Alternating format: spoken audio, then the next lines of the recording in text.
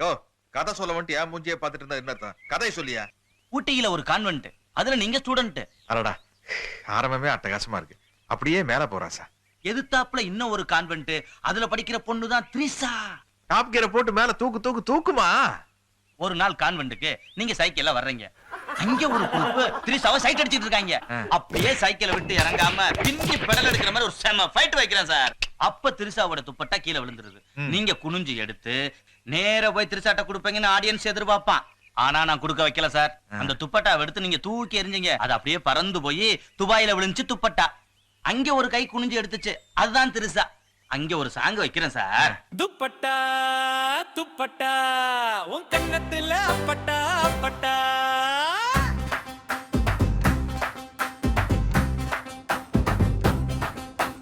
துப்பட்டா துப்பட்டா துபாயில கூட ஸ்பாட்லைட்டா. டியூட்டி ஃப்ரீல ட்ரெண்டியா. ஒரு பக்கம் பிரீஸ் ஒரு பக்கம் ஃப்ரீஸ். உன் பார்வை பட்டா ஹார்ட்க்கு நோ எக்ஸ்கியூஸ் யூ.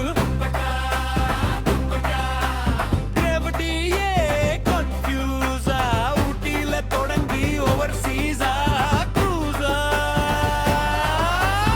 ஆடியன்ஸ் நினைச்சாங்க ரோமான்ஸ் வரும்னு, டைரக்டர் சொன்னாரு காமெடி தாமேன்னு.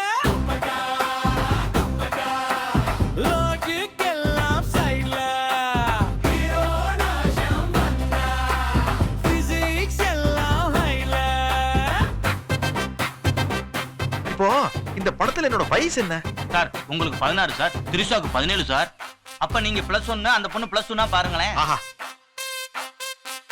ஒரு கை மேல நீளுது ஸ்லோ மோஷன் ஃப்ரேம்ல. மியூசிக் பீக் ஆகுது தியேட்டர்ல விசில்ல.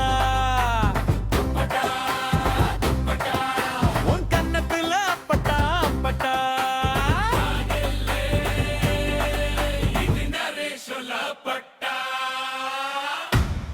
இந்த கதையில பல பிளஸ் இருக்கு. ஆமா சார். நீங்க போய் இந்த கதையை ப்ரொடியூசர் கிட்ட சொல்றீங்க, சரி. அட்வான்ஸ் வாங்குறீங்க.